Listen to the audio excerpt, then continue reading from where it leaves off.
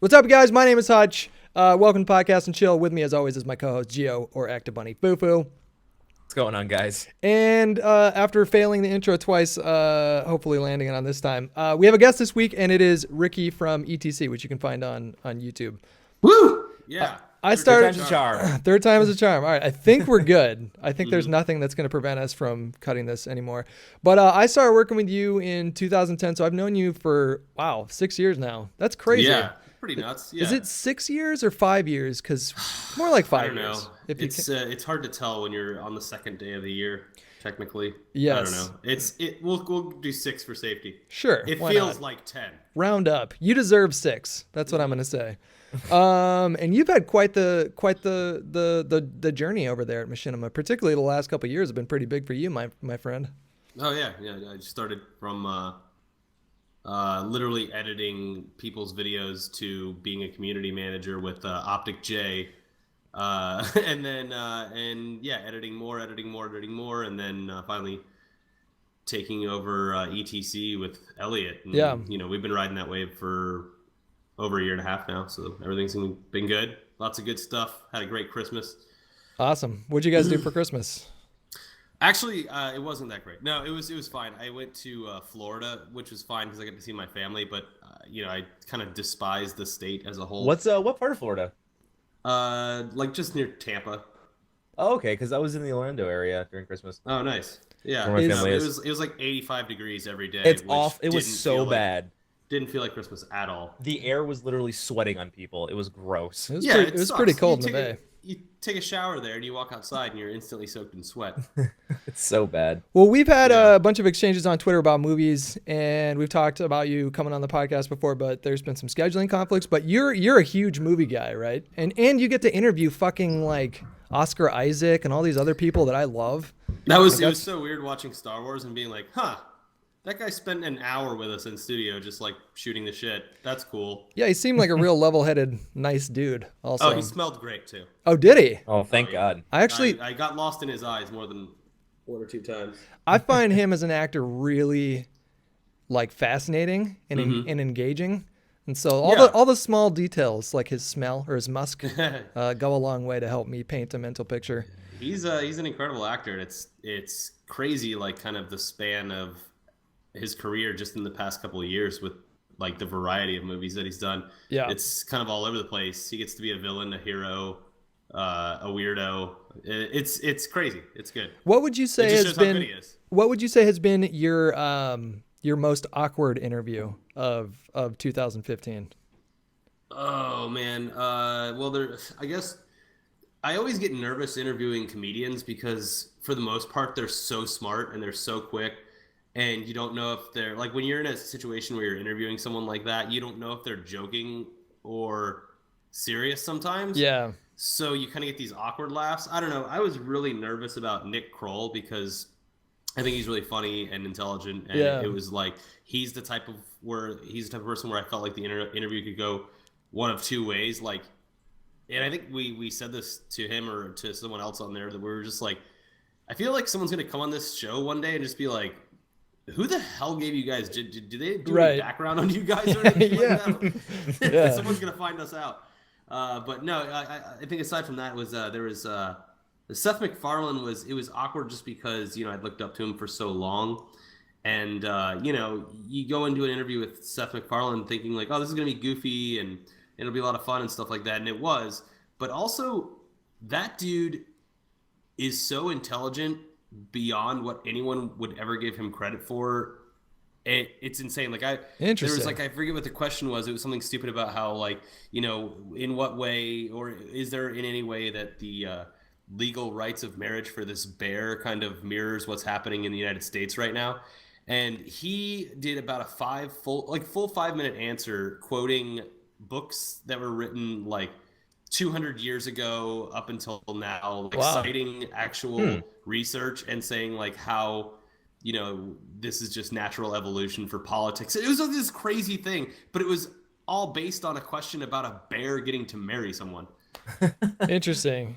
It kind of Yeah, doesn't. so I was like, It doesn't holy shit, surprise me that that's he's Marlon. intelligent though, because even though the jokes can be pretty lowbrow on Family Guy, the Yeah. delivery of them usually has a lot of like details. Oh well, and, there's in no way did I go into it thinking that he was an idiot or something. I knew the guy's really smart, but like when you see someone who creates, Family Guy's amazing and stuff like that, but when you see someone who creates like kind of that lowbrow humor, although a lot of it is smart, you don't expect the same type of answer that you'd get from a college professor, basically. right. Yeah.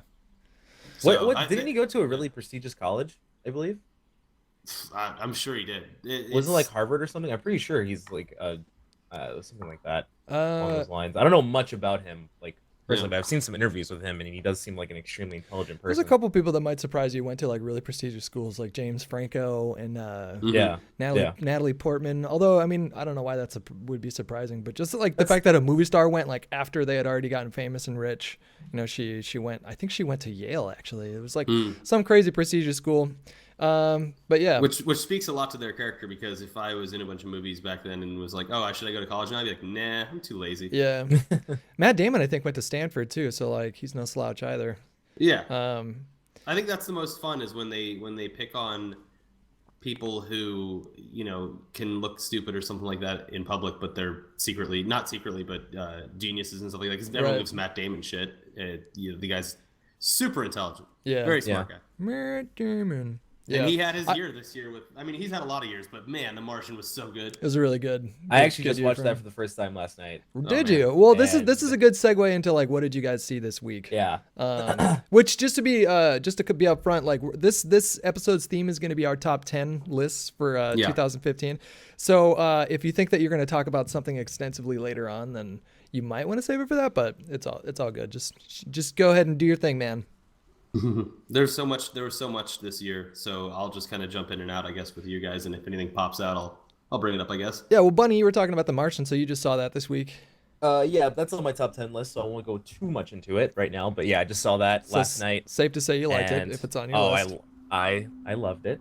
It was pretty incredible. I'm glad it wasn't overhyped, because there was a lot of hype around it, but to me it felt like it deserved all the hype, so that was good. Really cool to see that movie continuously get #1 at the box office like 8 weeks in a row. Yeah, Um, it's definitely deserving. It was a strange year in that aspect too, because it was one of the biggest years for movies in general, with Jurassic World, Straight Outta Compton, The Martian, and now Star Wars. Avengers. Yeah, and so, Avengers to a lesser. I mean, it did fine, but not in a surprising way. Like, no one thought that Jurassic World was going to be dominating the box office for 2 months straight, basically. Yeah.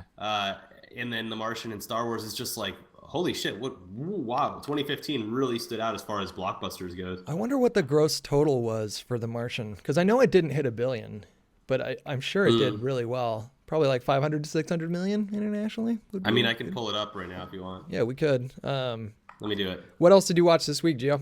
I watched The Gift Ooh, the first time, and that was intense. I watched it twice actually, because I watched it by myself, and then I watched it with my grandfather. yeah.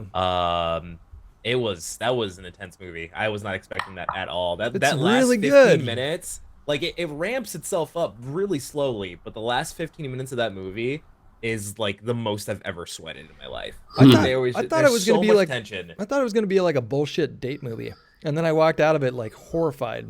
Yeah, right. It was It's really kind of like Gone Girl last year. yeah. It's a lot like Yeah, that thematically. Yeah, totally. Oh, by the way, The Martian did 600 million worldwide, so only Okay. 225 domestic.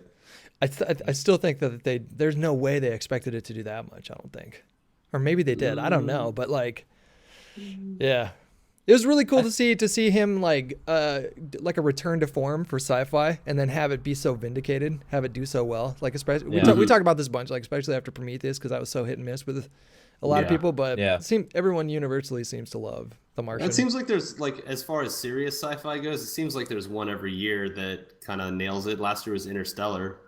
Yeah, well, even that was controversial. I feel. Yeah. I mean, I feel like it was acclaimed and most people liked it, but there were a lot of Yeah, I people. feel like you're kind of right about this one when you say that The Martian was universally liked. Yeah, I never saw. Yeah. I haven't talked to anyone or read any review that said that they didn't like it. And it's funny too, because a lot of people say that, even though it was like 2.5 hours long, like it could have been longer, because the book, they left a lot out of the book that was actually really, really good. Yeah, I'm sure. I'm sure that's the case. Do you know if they can? So I guess whoever wrote the book Was he a scientist himself, or she, or did he consult with an agency that helped him with the writing on that? Or I guess these are questions for. I'm sure he consulted. Yeah, and I know that NASA had a lot to do with the production of the movie. So I loved the NASA the characters. I loved Jeff Daniels, and then the guy from 12 Years a Slave. And I could watch Jeff Daniels. I could watch Jeff Daniels be somebody's boss forever. He's pretty great. Yeah, he is a fantastic actor. I saw a shit ton of. Oh, sorry, go ahead, Joe. Oh, I feel I see Jeff Daniels as like a really just top tier older actor. Like his younger years were okay, but now that he's older and in these movies that he's plays in now, I think he's a lot better. He does condescension better than I think anyone. Yeah, he has a really confident tone whenever he says anything. Yeah. I mean, his role in the newsroom just like solidified that. That movie, that show lost steam for me. I couldn't get into it after the first season, but I was a little. I liked the first season a lot, but I did see clips from the second where I liked it. But I don't think that you really need to follow the through line of the second season to enjoy the clips that are out there. I forget which one I saw recently, but I was like, damn, it actually still is pretty good. Yeah. Gio, what else did you watch? Did you watch anything else? Yeah, I watched a bunch because we kind of had like this is the first time we've done like a list of movies we've watched since 2 episodes ago. I think we did Star Wars the one last time. So right, yeah. Got a lot of piled up. I watched Scout's Guide to the Zombie Apocalypse. I have not seen that. It was really bad. I actually shut it off. Who's in it? I don't even know. I didn't care to look. Okay. There's no name there. There's one actor who's a comedian. He was on SNL and things like that, but I forget his name. But it was just bad. Oh, you're talking about isn't like the guy from Anchorman in it, like Chip Kind or whatever? Yeah, Chip that guy. Kind. Yeah, David Koechner. Yeah. There you go. Yeah. And then that guy. The kid who plays Cyclops in the new X-Men is in it. I can't remember his name though. Was that him? I knew he looked familiar. Yeah. Okay, that's why. That's why he looked so familiar. Yeah, we were actually supposed to have him on our podcast in September, but it was really weird. Like we confirmed it and everything, and even put like the request for questions up. And then his agent was like, "Yeah, he can only do 15 minutes." And we're like, "All right, well, okay, never mind." What? It's not really not really a podcast. Yeah. Did you guys see The Revenant? I'm seeing it tonight. Oof. All right. We'll talk about that on next week's yeah. podcast. But... I watched Goodnight Mommy. I think it was Swedish horror, like drama, thriller, horror flick. I can't say I've heard of it. Was it good? Like that. It was actually really interesting and pretty fucking twisted. Okay. It's a story about a mom that comes home from an accident with facial reconstruction, and she just acts like a completely different person to the kids, basically. I'm not gonna go too in depth because it goes in the spoiler territory because it is really good and super twisted, and I really enjoyed it a lot. It was really good. Ricky, I think your mic's just a little hot. Yeah, I'll turn it down. It does like an auto. You know what it is? If you right click this, are you on a PC or a Mac? PC. If you right click on the speaker icon and you're in the taskbar on the bottom, and then hit recording devices, and then you go to whatever device you're using, so your microphone, and then you hit properties, and then you go to advanced, and then uncheck allow applications to take exclusive control of this device. If you make sure those are unchecked, then it should. Okay, I just did it. There you go. So it shouldn't do that anymore. No. It's only if you got quiet, so your mic tries to work harder, and so it makes the background. Oh, okay. Yeah. Right. Did you see The Hateful Eight? Nope, seeing that as well next week. Okay. Oh my god, I saw that in 70mm Roadshow. It was one of the best movie-going experiences of my life. Did yours have an intermission as well? Oh yeah, they give you the pamphlet when you walk in with all the actors and stuff, like it's a musical, and they had the overture at the beginning. Did you see it, Hutch, in Roadshow? No, I just saw it in a regular theater. Okay, so you go in, you get your pamphlet. It has all the actors, how they made the movie, some beautiful shots from the movie in the pamphlet. And you sit down and it has the overture. So it's like the orchestra warming up, and then they play some music from the movie, and then no previews, just starts. And then it had a 15-minute intermission halfway through, like right after one of the pinnacle scenes. And it was just like one of the greatest movie-going experiences. I loved the movie front to back. I thought it was amazing. I had no problem with the time. Yeah.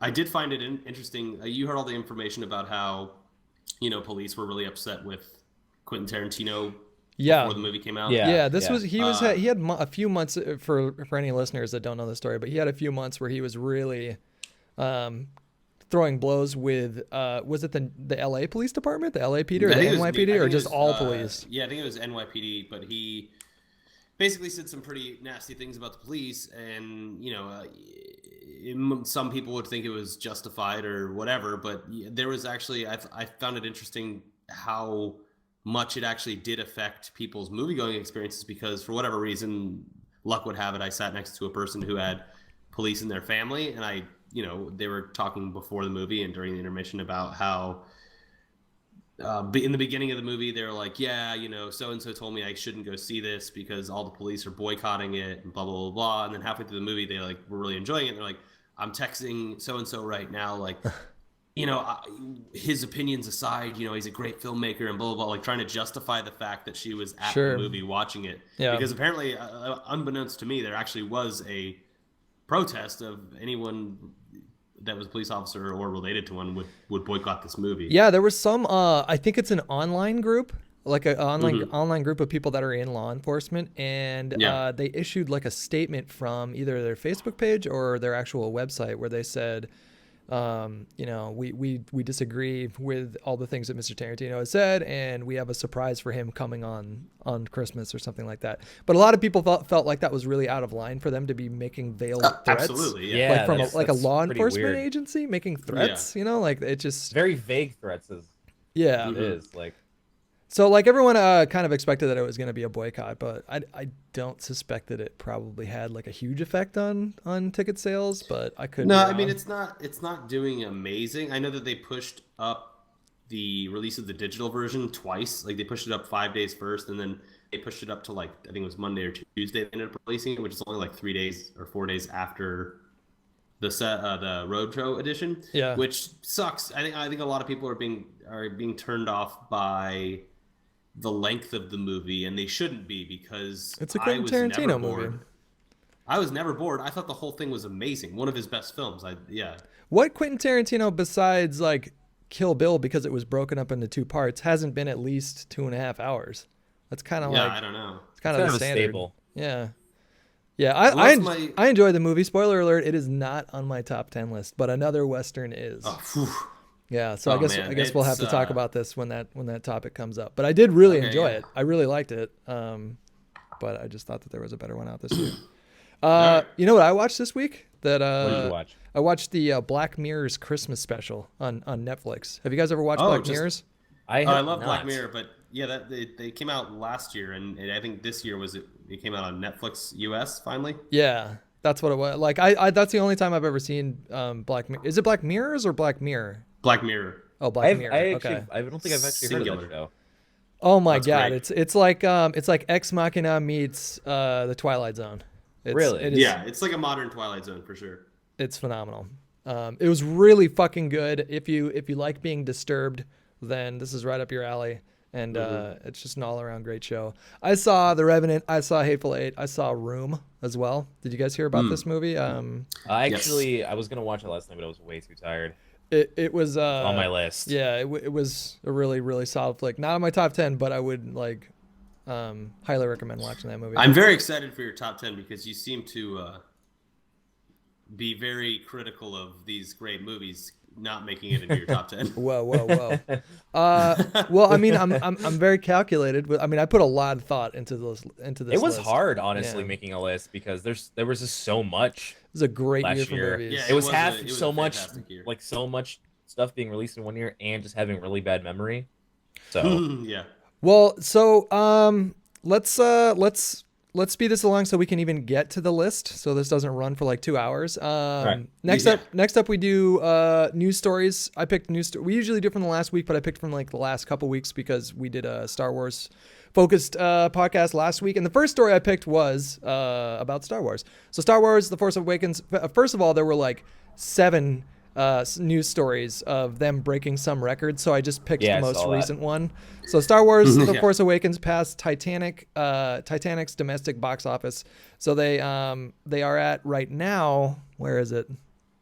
The domestic record for Star Wars to beat Avatar as the number one spot would be at 760 million, and right now they've passed over 700 million internationally, and so they're expected to beat Avatar like in the next week, basically, and be the number one movie of all time. And then it's projected to like keep going beyond that. So it's already at it's just under 1.4 billion for total worldwide. Oh, that's it. Yeah, there it is right there. It brings the film's worldwide total to one. Yeah, there's but that's fucking crazy, huh? Like, I don't think any of us are surprised, but I think a lot of us had.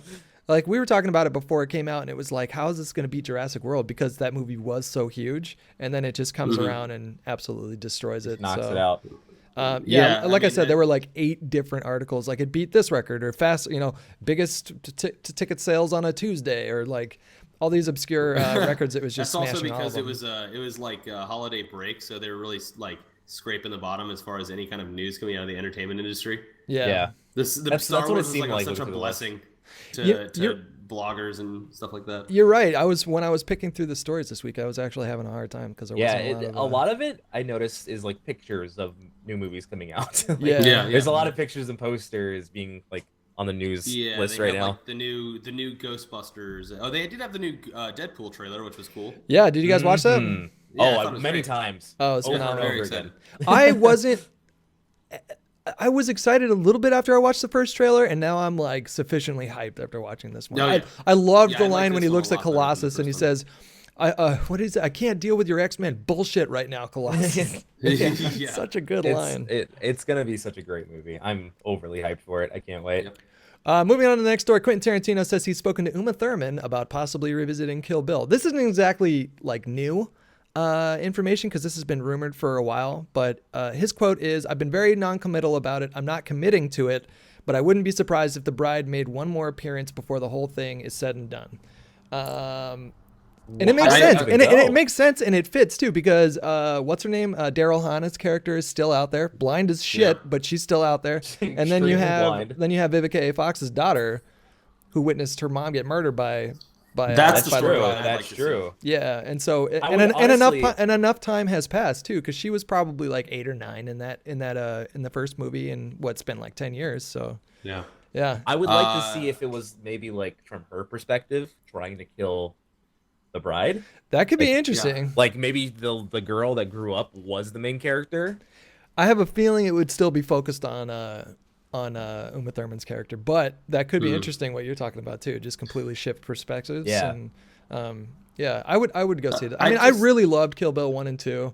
Like a lot of people didn't like Volume 2, but I still liked it on its own, just for not for being an action movie, because it's not much of an action movie.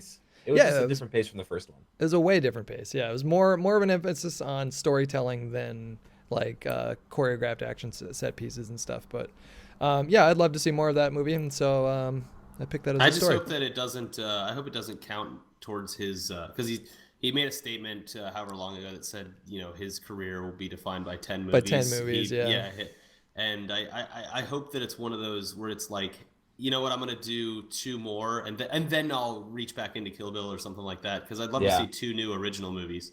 Yeah. Before like dipping back into that. I mean, Netflix is an interesting avenue too. Like if you wanted to do like a 4 or 5 episode series, he'll never do it. He's rumored to be a part of a spaghetti western style TV show that's going to be on FX, I think.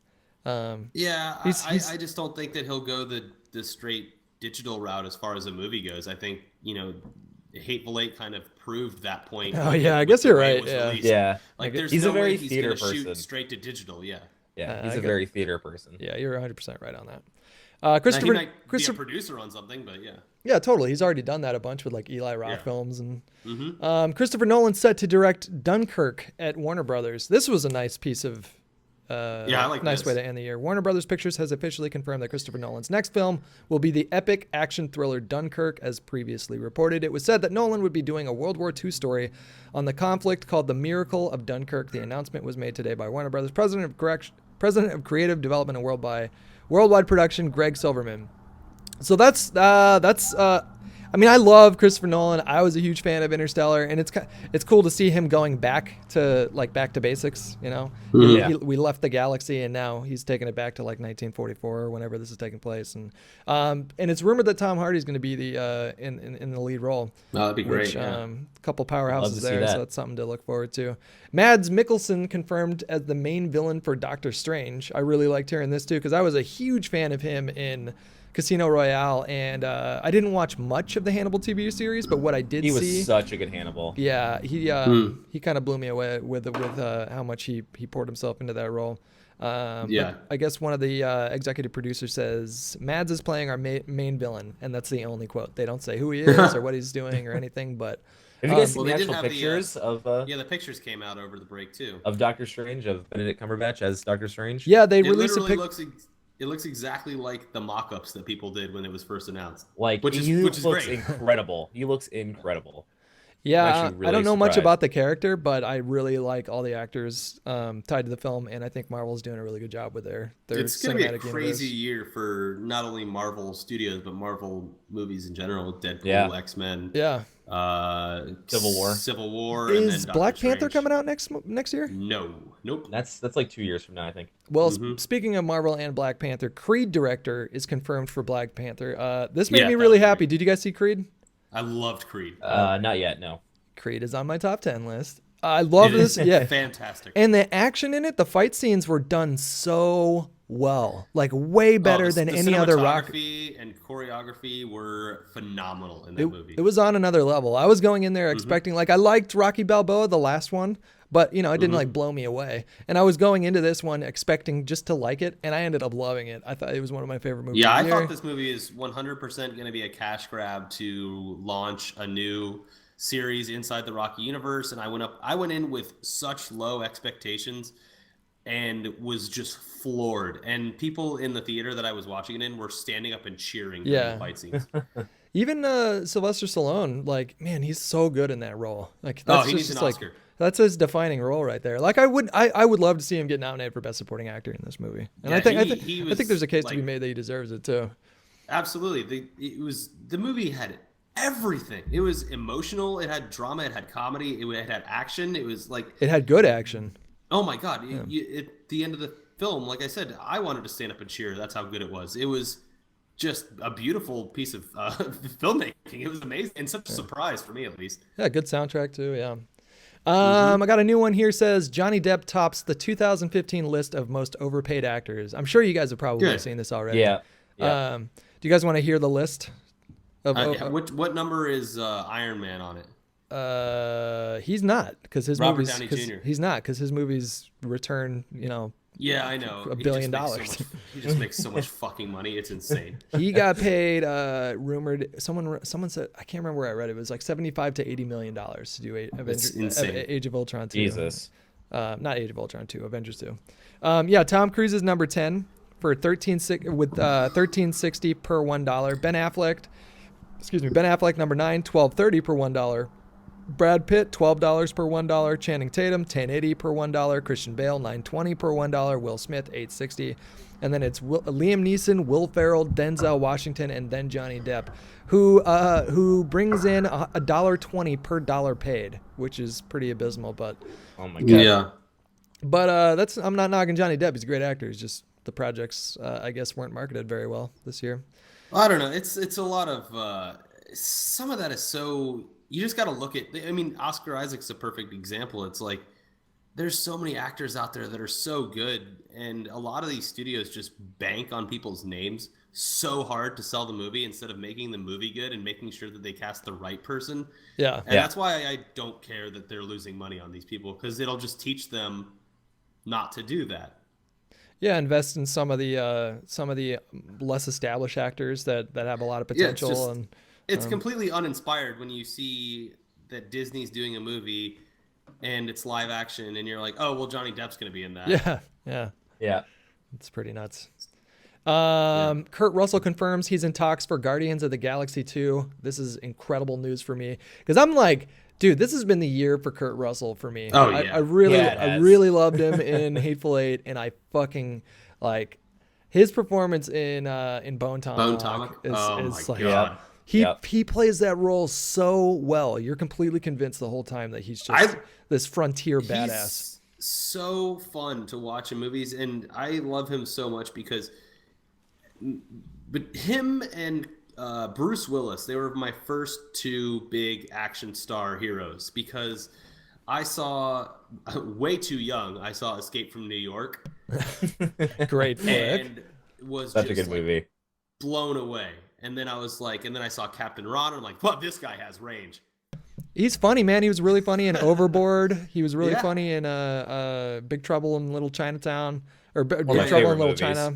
But so hold on real quick though, for this article, the quote that he said is really funny. He said, I literally got a phone call 2 days ago about this. I've never seen Guardians of the Galaxy. I don't know anything about it. I'm one of the 4 idiots that's never seen it. And then he goes on to talk about how they still pitched him.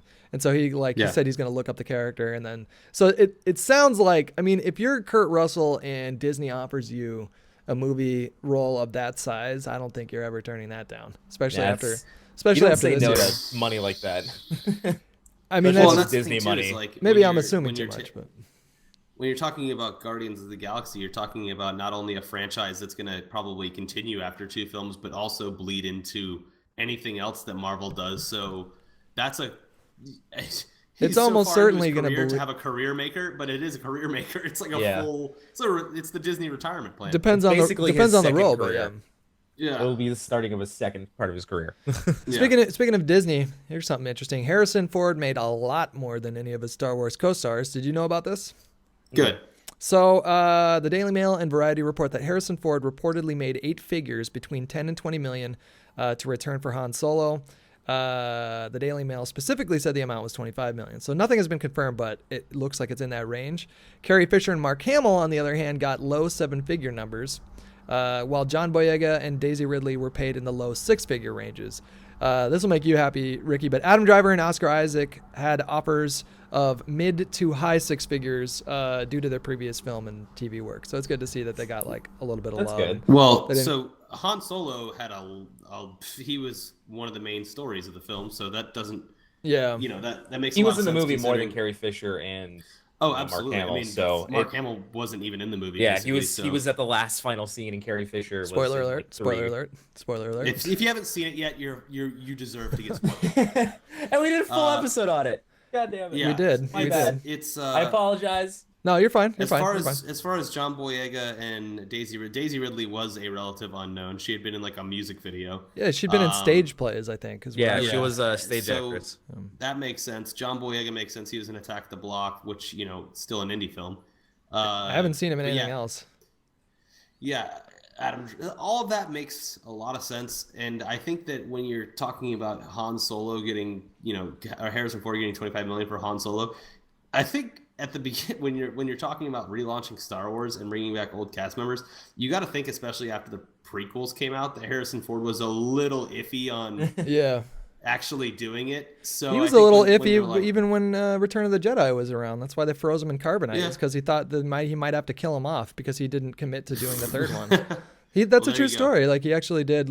He wanted to be killed off, and George Lucas made the compromise of freezing him in carbonite. But yeah, I mean, that doesn't surprise me at all either. It's good to see him getting so much money too. He's definitely one of the actors of my youth. When I think of like Air Force One and The Fugitive and What Lies Beneath, Indiana Jones, Star Wars. So it's good to see one of my heroes getting a fat ass payday for a movie like this, especially a good movie, Especially when he keeps crashing airplanes, he needs to keep paying off that insurance. That's about what he needs. So that's all I got for the news. I was going to just jump right into our top 10 lists here, but I wanted to start real quick by saying we're doing a top 10 list on movies, but we're not talking about some of the other things. So maybe if we could all three of us just say, there's a few things on here, but what was your favorite video game of 2015? Bloodborne for me. You'd say Bloodborne? Yep.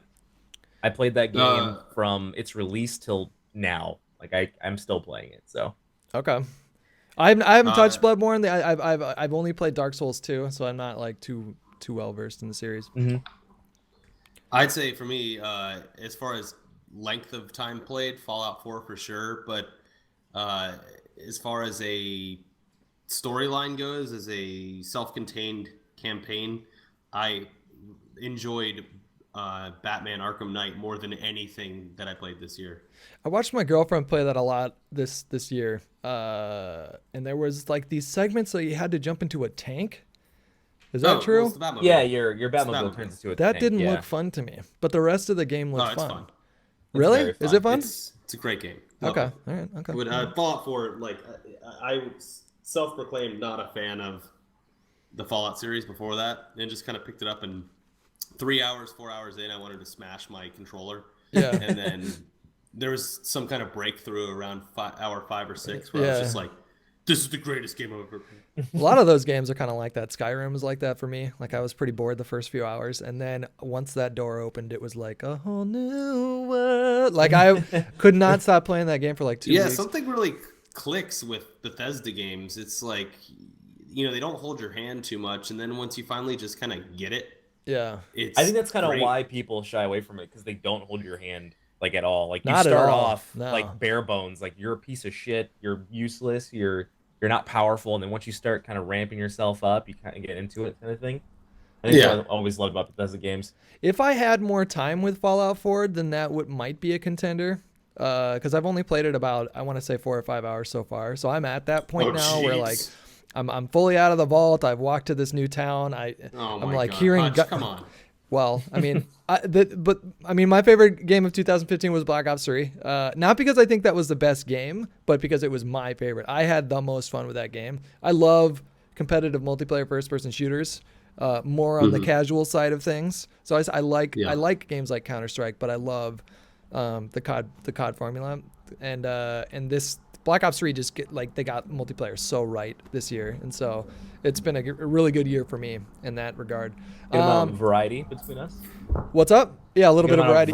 Yeah, I mean, there's a lot of good games that came out this year. Like it was a good year for movies H1Z1 and would be on games. that list for me. And I played more Rocket League than pretty much any. Rocket League game was this year. I was just about to say that it was Rocket League would be on that list as well. So I mean, Yeah, it The was Witcher just 3 as well. Witcher 3. Yeah, I only played that one game for like 5 hours too. And I played the game for like an hour, and I was like, "This is too much reading. I'll go read a book. I want to do this." it was fun. The presentation was good, and I'm sure I'll go back and play it again. But, It looked great. Sure. who's your favorite musical artist of 2015? Zed. His album True Colors. I have not been One of stopped. you has an airplane in your home right Yeah. now, I believe. Are you Oh, sorry. I live next to the airport. are you in the airport by chance? No. It'll be gone. Okay, that's good. No, But carry yeah, on. mine would be Zed for his album True Colors. He played up in San Francisco this year, and I didn't go see Did he? him. Yeah. Oh, that's unfortunate. I've never listened to him, actually. I've never seen him live. Really? I've never listened to him. I would recommend his album True Colors. all It's my amazing. all my EDM friends tell me that I usually don't listen to EDM off of stream. Like usually I just like listen to a bunch of Monster Cat, but that album has just it's trapped me. well, cool. I'll have to check that out. Ricky, who was your favorite musical artist of 2015? Oh man, this is very, very hard. But their newest album didn't come out this year, I don't think, or 2015.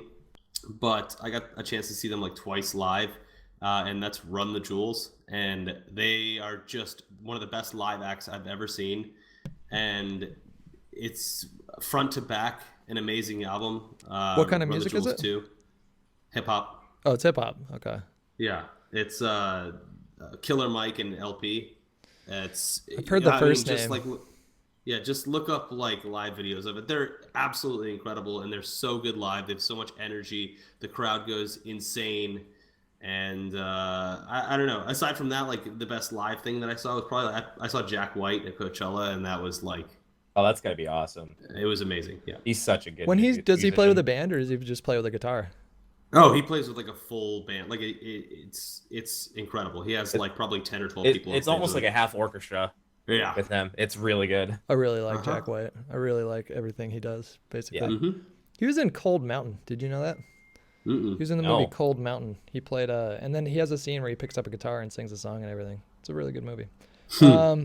Yeah, my favorite musical artist of 2015 was Seven Lions. Like I got really into EDM music this year. I wouldn't say I'm like fanatic about it, but I really love going to shows, and I saw him play a few times. And there's a lot of EDM artists that sort of sound very similar, and he doesn't really sound like anybody else to me. He has a really unique sound to him, and he is a lot of fun to see live. Yeah, I saw him open for someone. It was really good. I can't remember the show who he opened for, but his set was great. Yeah, if you guys are interested in any of this music, then just Google it afterwards. But I think he opened for Pegboard Nerds at the E3 Twitch party, didn't he? No. That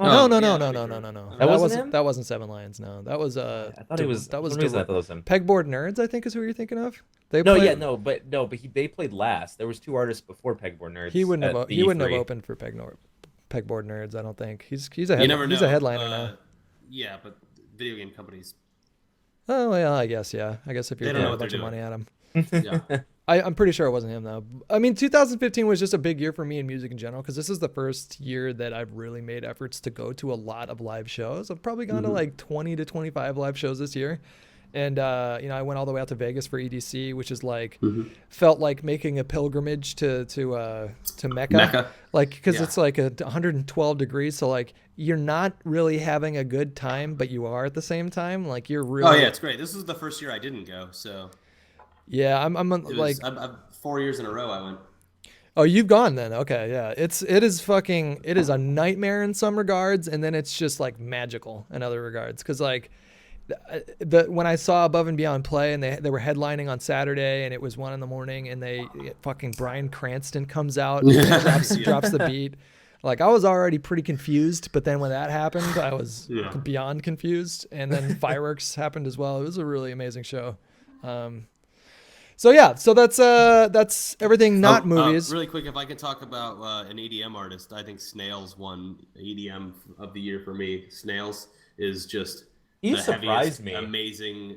It's so good. Snails or snail? Snails. Is it one person or? Yeah, it's a French Canadian dude. Yeah, he's really, really good. And he came kind of out of nowhere. You gotta text me the name of these people that you're mentioning. Yeah, he had like 2 big songs come out in 2014 towards the end, and then this year was just like. Yeah, he went completely ham. Well, cool. I'll have to be on the lookout for him next year then. Yeah. All right. So now we've reached the moment where we're going to go over our top 10 list. Ricky, did you go over one, or did you have just a list of movies in your head that you thought stood out? I have a couple in my head that I really, really liked. I never really like putting things into a definitive list format because you usually create a conversation around the placement of the medium instead of the actual medium itself. Whether it's music or art or movies or something like that. So I always.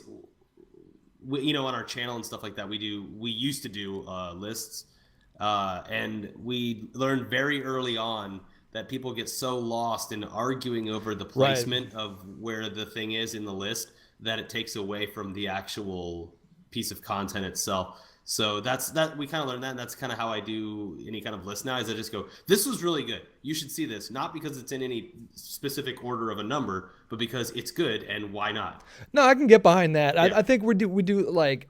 I think this is the first list we've done on the podcast, but it is more fun to do like a countdown. But it just makes it kind of easier for our purposes. I'm not too worried about the arguments in the chat or anything like that. But I'm sure. But yeah, if you have a list of movies that you thought stood out above the rest, then go ahead and we can kick it off with you, friendo. Unless you want someone else to kick it off. Who, me? Yeah.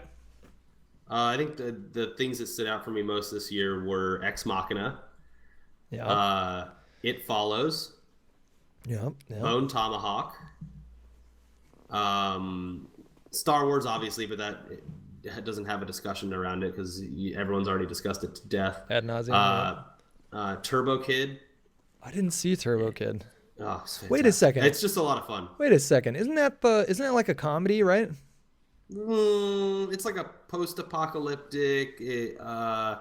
It's like a mixture of the BMX movie Rad and like it feels like it was literally made in the 80s and then released today. It's good. It's like Mad Max on BMX is what it's been described as. Okay, yeah, I think I've seen a trailer for that, and I thought it looked really weird and interesting. And I never watched it. Is it on Amazon? Could I rent it on Amazon right now? I'm sure you can rent it wherever. Yeah, I think it came out in like August. So okay, cool. Is it called Turbo Kid? Yeah. And then Mad Max, obviously. Which is rumored to be being released in black and white next year, which I don't know how I feel about that. Really? I'll go see it. It's Mad Max. I'll definitely go see it. But like the color palette in that movie is like half the reason why I think it's so enjoyable. Because it looks so. Well, I think Especially in the sandstorm and things like that. Yeah. Yeah. Well, it'll be a completely different way to, I guess, watch it because you won't be paying attention as much to the colors. I don't know. It's strange that they would do that. It's funny because I had I basically I wanted my dad to see that movie so bad. My parents do not see movies, first of all, but I wanted him to see it so badly that I bought him a gift card to the theater by our house to make him go see it, and he still didn't go see it. So I rented it. I rented it when we were home, and he watched like half of it before he like just was like, all right, I gotta go cook some stuff. You're like, but Dad, you don't even. And then he was like, no, I really liked what I saw, but it would have been a lot better in a movie theater. And I was like, that's exactly what this is. Are you kidding me? That's why every American home or every home in the world needs to invest in projectors. This has changed my life, man. Projectors have changed my life. I would much rather see something in a movie theater than ever watch it at home in any way. If you get a projector with a good surround sound system and a subwoofer, you're almost there. You're like halfway there. Nah, I like being in the theater with people. I like seeing people react. I like reacting with people. I like the whole experience of going out and doing it. I feel like having a group of people is part of the theater experience. Plus, it's like, man, there's so many distractions today. Like, I'll admit, like, whenever I watch something at home, I really have to be enamored by it. Yeah. Or, like, throw my phone into the bedroom. Yeah, otherwise I'm on Twitter for half the movie. Yeah. Like, there's a lot of movies that are like that for me. So, yeah, I don't know. To round off my whatever my list is, I would say, I had one more. Creed, I really liked. Throw that on there as well. Oh, as far as documentaries go, the Amy Winehouse documentary, I think was probably the only time good. I think it's probably the only time I cried during the movies. Yeah. I love Amy Winehouse as an artist. She was one of my favorite artists, and when she died, I was really sad. And I hated seeing the media like crucify. Everyone was so mean about it. They were so mean. It was extremely and the movie just everything shows negative. off just how fucked up everything is. Like, especially like, you know, she had nothing but enablers around her. Yeah. And you could tell, even in the documentary, you can tell she was like crying for help constantly, and no one would help.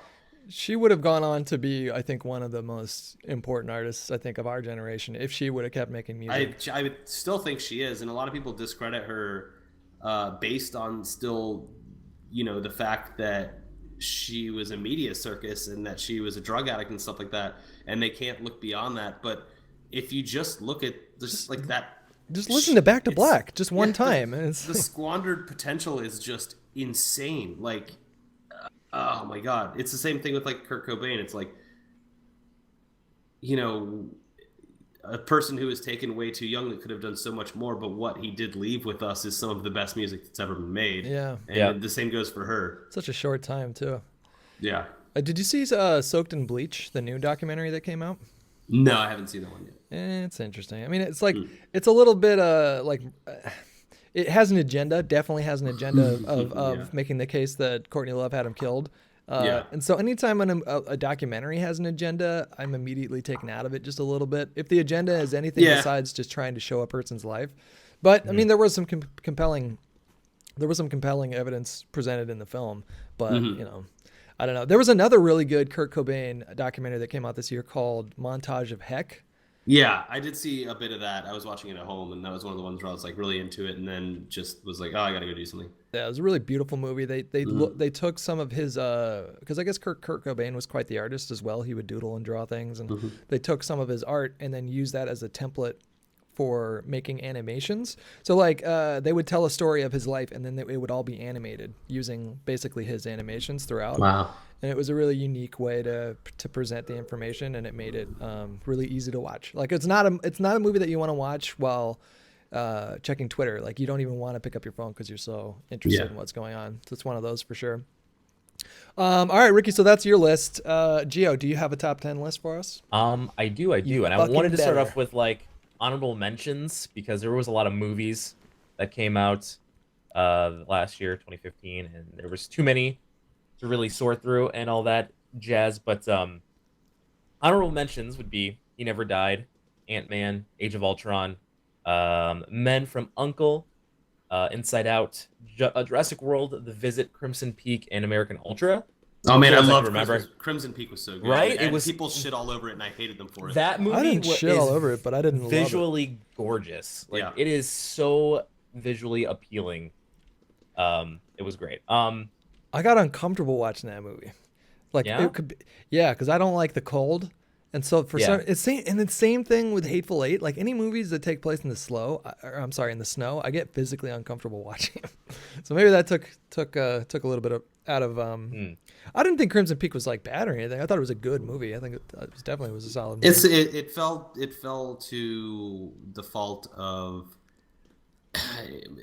bad marketing on the part of the studio, where it was like, oh, it's October, we should make it look like a horror movie. And Yeah. like when I went into it, I was like, I know that I am seeing a gothic romance, Right. and I've prepared myself for that. And if I thought this was going to be a horror movie, yes, I would be disappointed.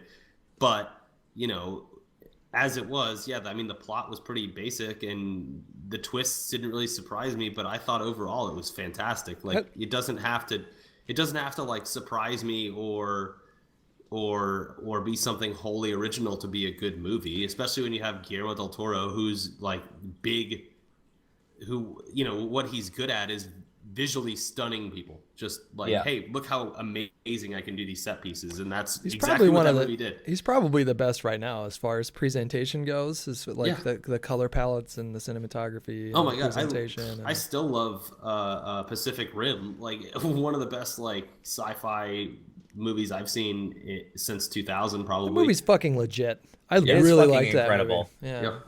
People shit all over it because of the story, and I'm like, you don't watch a monster movie for the story. You watch it for the fucking sick action sequences and a robot smashing a monster in the face with a cargo ship. That's why you watch those movies. Then you have like Godzilla come out 2 years ago or whatever it was, and I was like, I mean, that's fine, but it was you can't even compare it. Like Pacific Rim was so much better than Godzilla, in my opinion.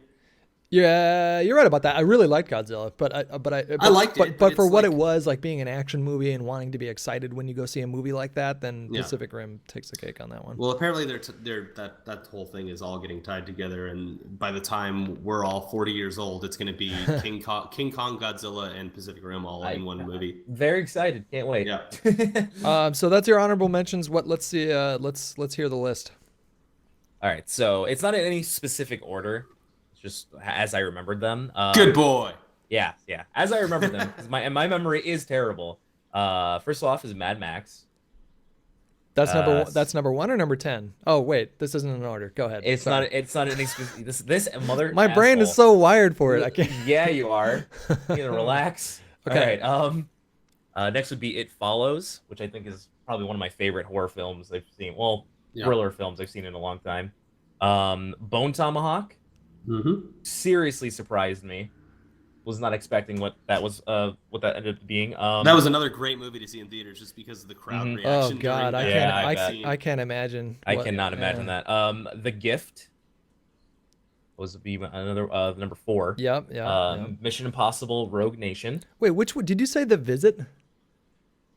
Did you say that as one of your honorable mentions? What's The Visit and what's the Gift? I always get those mixed up. The Which one's Visit which? is the M. Night Shyamalan movie where the two kids go visit their grandparents and they never met before. Okay. And then the Gift is the one with Jason Bateman and he's got a wife. Okay. All right. Yeah. Where did they stop? Oh, Mission Impossible: Rogue Nation, The Force Awakens, Ex Machina, Inside Out, which apparently ended up on my honorable mention list. So that's got to be by default your favorite movie of the year, right? I think so. Kingsman. Right. I always and The forget Martian. that came out. I forget that Kingsman came out. I did too. When I was making the list, I'm like, wait a minute, something came out this year that I can't place, and I had to look it up and make sure it actually. And they just confirmed the sequel for that. Yeah, and I can't wait. And the last one is The Martian, which the 10th spot was open until I saw that movie last night, and then instantly went on there. That's a solid list, Gio, and I want you to know that I just edited my list as a result of your list. Oh yeah? Are we allowed to do that? Go ahead. Yeah, go ahead. Honestly, because I was looking at my number 10 and I was having a problem with it. And my original number 10 was The Night Before.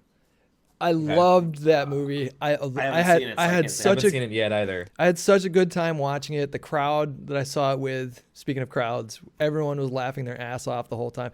And the whole premise of it is fucking hilarious. Like Seth Rogen's character, they're about to have a baby, him and his wife decides to reward him by giving him one of every drug. And so the whole movie, now it sounds like you have a toad in your apartment.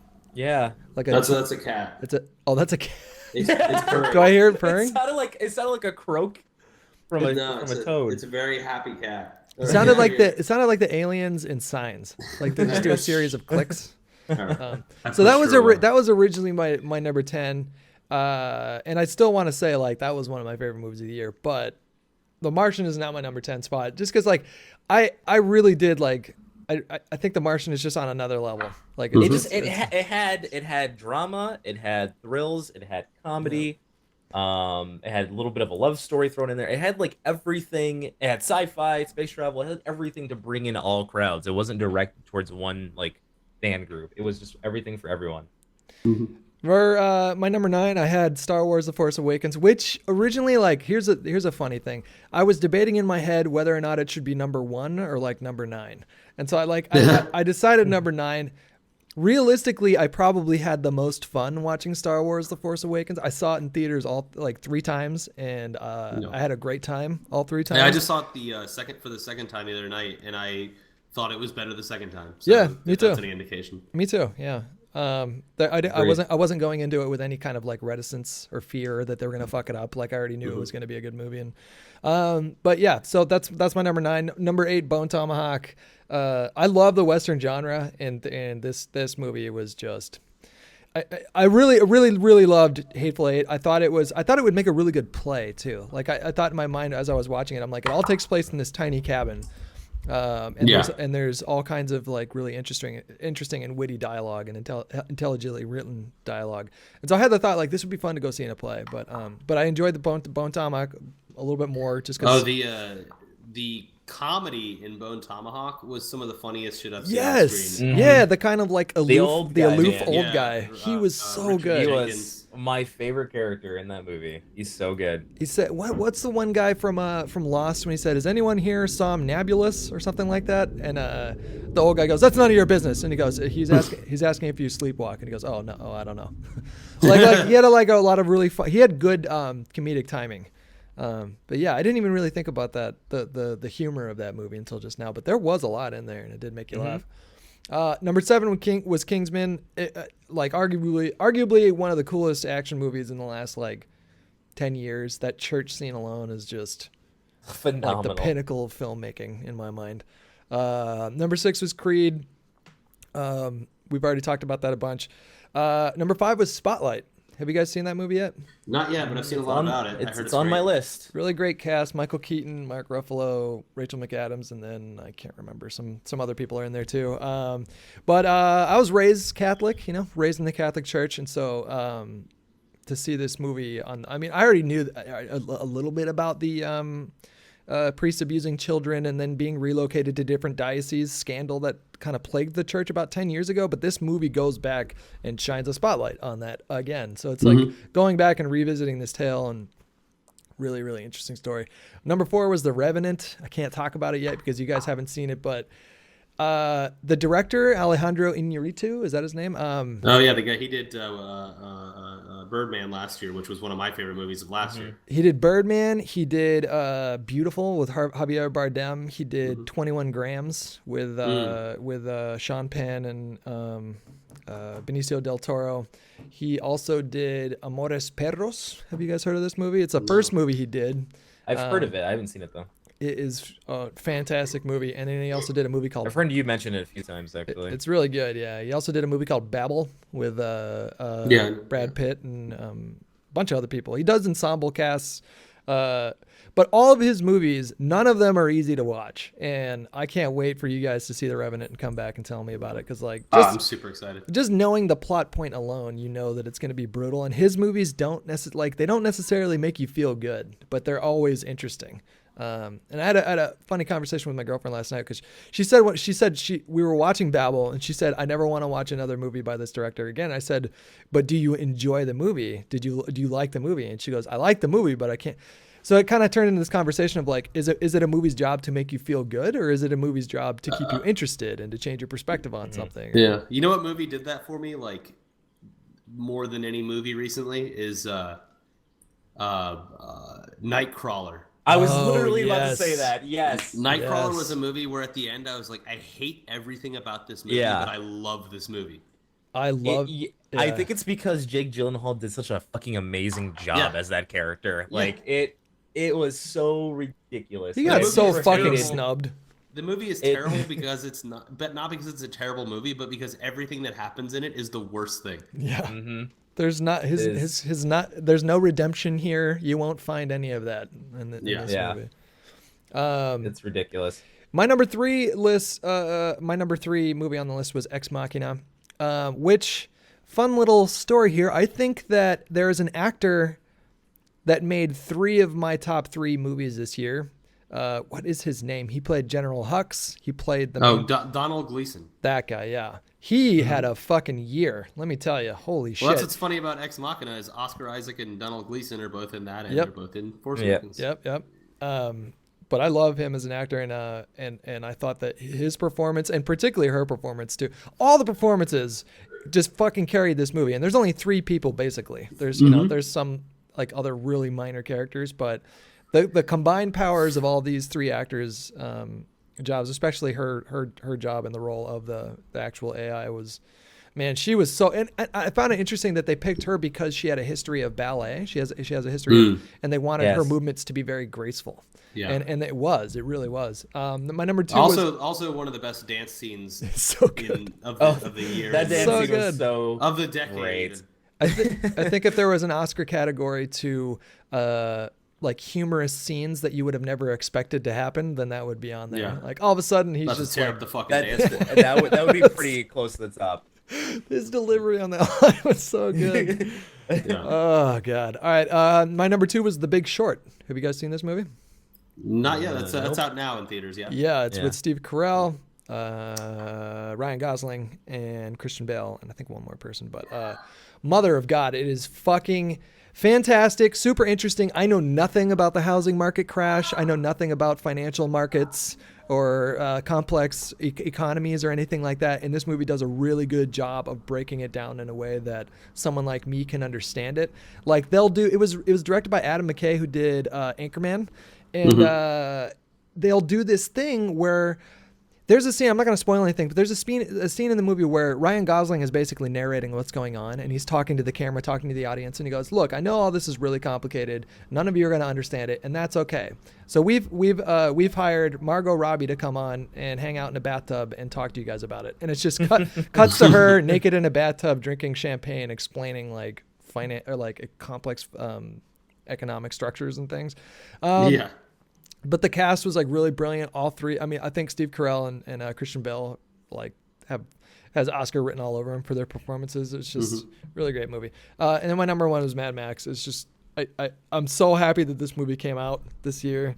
I really absolutely. I'd never seen a movie so many times in theaters before. And then so many times at home. Yeah. So it doesn't stop. The whole movie doesn't stop. Just the scale and the scope of this film, and a movie like The Revenant too. Like the amount of work that had to have gone into making this film is enough to marvel at. And I could see, because like Tom Hardy came out in interviews afterwards and said there was a lot of tension on the set, particularly between him and Charlize Theron. Because he got really kind of method with it, and so he would be walking around in between takes, kind of grunting to himself, and she didn't really work that way. And then he also said that he didn't think that the director was going to be able to pull this movie off. Like he was kind of questioning it while he was in the middle of shooting it. And when you watch some of the scenes, you can see, like, you can imagine him as an actor being put in these scenes and then imagining, like, looking around saying, this looks fucking stupid. Like, this is gonna be a joke. You know what I mean? Like, I'm gonna be the laughing stock. Like, these sort of fears would definitely go through an actor's mind, I think. And absolutely. But then how that movie, particularly with how it was edited, and it was edited by his wife, which I thought was interesting. But I thought the editing in that movie was so, like, top tier on another level.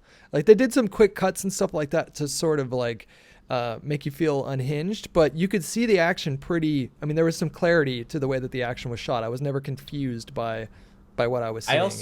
And the soundtrack is just incredible. One of the last times I watched it, I noticed that they do, like, speed ups in scenes that I didn't notice before. Yeah. And I thought that was really interesting and a really good use of it. Like, it felt like it needed to be in the movie, kind of, sort of. Like, those scenes without it would have not felt the same way, I think. It was good because it was the action sequences in that were orchestrated for filming and not stitched together or done in post. So, the things you're seeing on screen it just plays out so well, especially with, like, the scope of it, the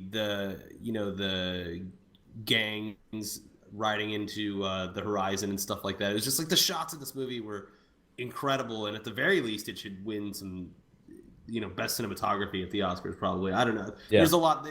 The Oscars is going to be so hard this year. Not that it means anything to most people, but you do want to see a lot of these films get their day in the sun, I guess. Yeah. For what they've done.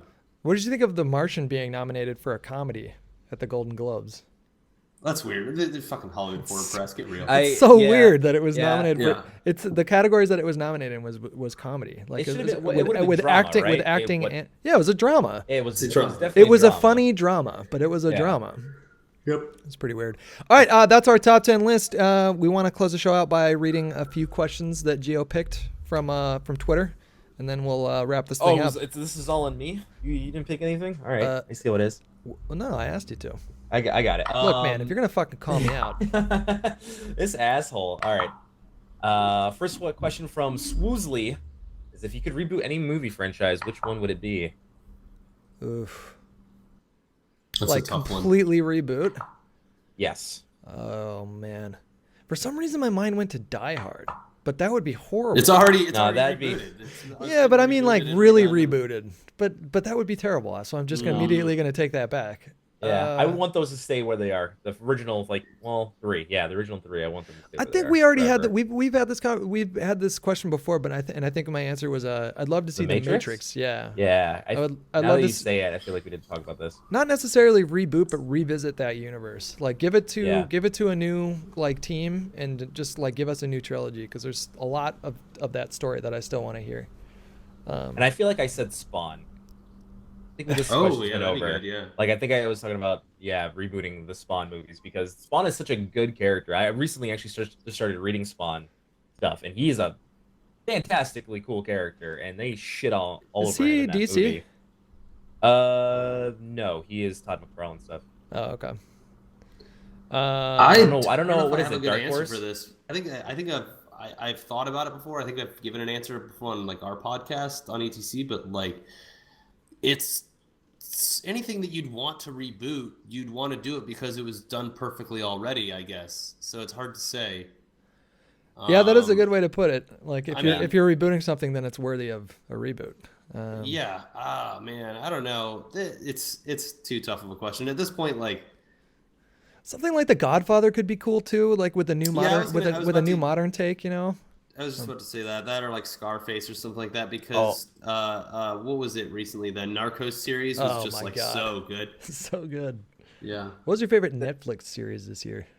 I'm in the middle of it right now. Making a Murderer. Oh, Making a Murderer. Yeah, I just finished that a few days ago. Oh my god. Jessica Jones would probably have to be mine. Jessica Jones is good. I'd actually say Narcos overall for the year, because I started watching it on a Friday night and I was done by Sunday night. I think I would too. I think Narcos would be on that. What would be your guys' favorite, like, TV show in general last year? Fargo. Fargo? Oh yeah, Fargo season 2. Yeah. I would be Mr. Robot. I still gotta watch that. It's so good. All right, do you have some more questions for us? I do. Are people overhyping Batman vs Superman by Payne Maxwell? Are people overhyping? I think people are underhyping it now. It's fucking Batman v Superman. How do you? If this movie doesn't have, like, an exponential level of hype, then I'd be really disappointed. Yeah, that's we actually talked about this recently, but like, Marvel has a lot of great stuff coming out next year, but DC is really banking on Dawn of Justice. This doing movie is well really because- important to them because it sets up the entire because DC universe. The next And 10 years of filmmaking are based on honestly, this movie's success. if it's gonna fail, I think it's gonna fail because of that, because they're trying to cram so much in it. Well, that's the thing. Expand their Marvel universe, started with Iron Man. Yeah, and then everyone. This is like the talking point now is like they built the characters first and then did Avengers, and it's kind of the opposite with DC. Where they're like, hey, let's cram them all in, and then we'll figure out their stories. I feel like it would be a anyone can pull it mistake. off. I think Zack Snyder could pull it off because he pulled off The Watchmen. I think it would be. I mean, it would, did he though? I thought it was great, but for cinematic as far as commercial purposes, success, no. But for cinematically, like bringing The Watchmen to the movie screen, like he that's a did the tough best he job could. alone, and he did really great for what he was. Have you guys seen the director's cut of that movie? Because there's like a 3.5 hour cut of the Watchmen. Yeah, and I've there's a watched bunch it of stuff many times, crammed in actually. there that I never saw before. I just watched the director's cut for the first time. It was a really really good movie. If you love Watchmen, you don't mind long movies, then you should really sit down and watch it. Yeah, I gotta watch it again soon because I haven't seen it since I saw it in IMAX when it was released. But it was great. I liked it a lot. And I'm not worried about Dawn of Justice. I think it's gonna be good. I just think that it'll be very interesting to see how it's received. I'm all on board Ben Affleck as Bruce Wayne. Oh yeah, I'm really excited I loved to see it when that. he got announced. I hated the internet for like 2 weeks when they were upset about that because I think he's going to be great. And everyone's argument was like, "Did you see him in Daredevil?" Like that was the most thing I saw. When people were shitting on him for playing a superhero. I'm like, "Shut the fuck up." Whatever. Yeah, have you seen him in any number of amazing roles he's been in besides that? Like, come on. The Town, Argo. You Gone can't Girl. blame a good so actor good. for a bad movie. Just bad directing and everything else. Yep. All right. Next question. With so many new superhero movies coming out, does this ruin the excitement of the genre for you? By C.J. Craig. This came up recently when Steven Spielberg was quoted as saying that he thought that superhero movies would go the way of the Western and they would just become so kind of convoluted in the cinematic space that they would sort of die off eventually.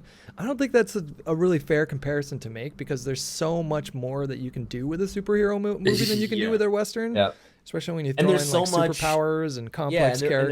And there's so much like material to work with comic books and things like that, and Yeah. cartoons. Like it's kind of like an endless stream of content. Yeah, I doubt you're gonna even see a slowdown within the next 10 years. It's just gonna ramp up. Depending on how like, everything's been going so successfully that it's really gonna have to take a deep Especially dive seeing for them to like stop doing it. Seeing Marvel alone's Phase 3, what they're doing, like Yeah. it's only going to go up from there. Well, The and things are gonna get even in insane. that list, there's a lot of variety too. Like if you can't really compare a movie like Guardians of the Galaxy to Iron Man 3 or movies like Guardians of the Galaxy and Ant-Man. Ant-Man was so good. Like give it like they give the superhero genre a new kind of like subgenre, which is this comedy subgenre, and I really want to see more from that because I dig that. I have a lot of fun when I see movies like that. Like Ant-Man could have been the stupidest movie in the world, but they made it so good. Yep. Yeah, it really. It was all I didn't thanks to even Michael I didn't even Pena. like it that much until I saw it the second time. The first time I saw it, I was kind of lukewarm, and then after watching it, I was like, wait a second, this movie's fucking funny. All right, you have any more questions, Gio? Yes, from Zach Dirks. Have you ever watched a movie so bad that you legitimately could not finish it? Yes. Mine was actually pretty Watched recent. It was, a movie so? Yeah, Have you ever watched walked out of a so movie? Bad. Oh, Yeah, walked like- out of Mine would have. What was the movie I walked in the theaters on? Can't remember. It was pretty recently. The first movie I walked out of was Vantage Point, starring what's his name, Fox, the guy from Lost, and I think Sigourney Weaver's in it or something. It was. You remember the theme of the plot of that movie? It was like there's a plot to assassinate the president, and it's shown from the perspective of like. Yeah. And it's only like a 15-minute window, but every 15 minutes they would do this really obnoxious like rewind sequence that lasted way too long. And after the movie third was time pretty it did bad. it, I stood up, I put my hands in the air, like high up in the air, and was like, I'm done. And I walked. my buddy followed me like 5 minutes later. I walked out of the Green Inferno too. I didn't think it was like I was just bored. I just was really really bored, and I normally don't walk out of movies, but that one didn't really grab me. I like, wanted so- to walk out of Goosebumps, but I was there with my girlfriend at the time. That movie was terrible. It got good reviews. I heard it was good. It was, you know what? Okay, so I can't say it was terrible. One of the characters ruined the movie for me. One of the super nerdy, dorky kid that was supposed to be the super nerdy, dorky kid, and his role was it completely ruined the whole movie. That character was bad. I walked out of House of the Dead when I was, I don't know how old it was. You went to the movie theater to see that?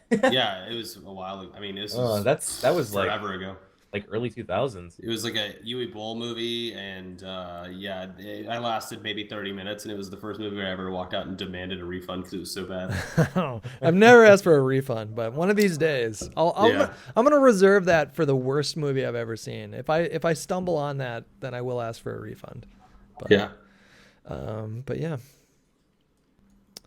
All right, we got one more. Okay. You guys have nothing else to add? Nah. That this is more on the we actually kind of answered this, didn't we, with the game of the year, didn't we? But what are your guys' favorite games? Christy, 3, 2, 1. Yeah, like Rocket League, H1Z1. Did H1Z1 come out in 2015 or end of 2014? I don't think it was 2015. Let's not bind this by a year. Let's just say I play a lot of Two Dots on my mobile phone. Oh yeah? No, that's my favorite mobile game. Two Dots. Oh, Two Dots. 2 dots. 2 dots. You'll love it. You just download it. You'll love it. Okay. I like Plants vs. Zombies on iPhone. I'm a big fan of that game. Rocket League, H1Z1, Call of Duty. The usual. Yep. We've already talked about Yeah, we talked about that.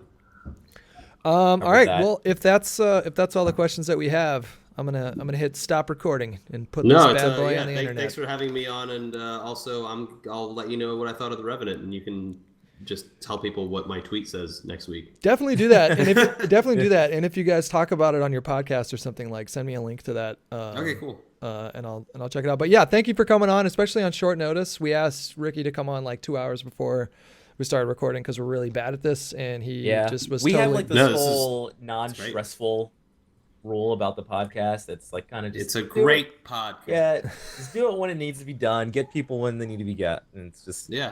We're sorry I so couldn't be far. on it earlier, but I'd love to come back on another time too. So no worries. Yeah, thanks, man. Appreciate it. Yay, Gio. See you guys. I was just about to head into that. I was about to throw it your way. I was throwing you the ball, pal. I'm passing you the ball. Where can people find you on the internet, Ricky? At Ricky FTW on Twitter. And if you want to watch our show, it's youtube.com/MachinimaETC.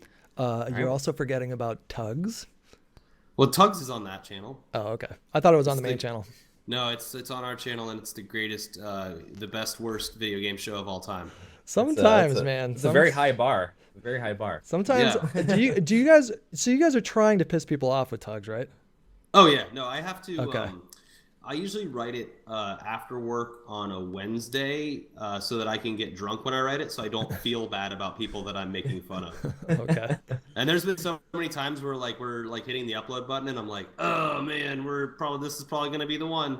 This is the last episode, guys. No, it's we say that we cancel it every episode so that if anyone ever comes back and is like, yeah, what the fuck, we'd be like, well, dude, the show's canceled. Hutch, where can people find you? So on Twitter, you can find me at Z0MG. Oh my God, it's Hutch. YouTube, if you just search Hutch, you'll find me. Same thing with Facebook, and I think that's it. On Twitch, yeah, twitch.tv/Hutch.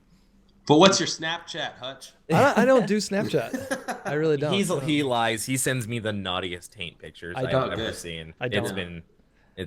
You don't let him lie to you. He's trying to weasel his way out so hard. I don't need Snapchat to send you a picture of my dick. I'll just send you a picture of my dick. Yeah, there you go. All right. Well, thanks to all you guys for tuning in and listening for another episode of Podcast and Chill. We will see you guys next Friday. See you guys next time. Bye-bye.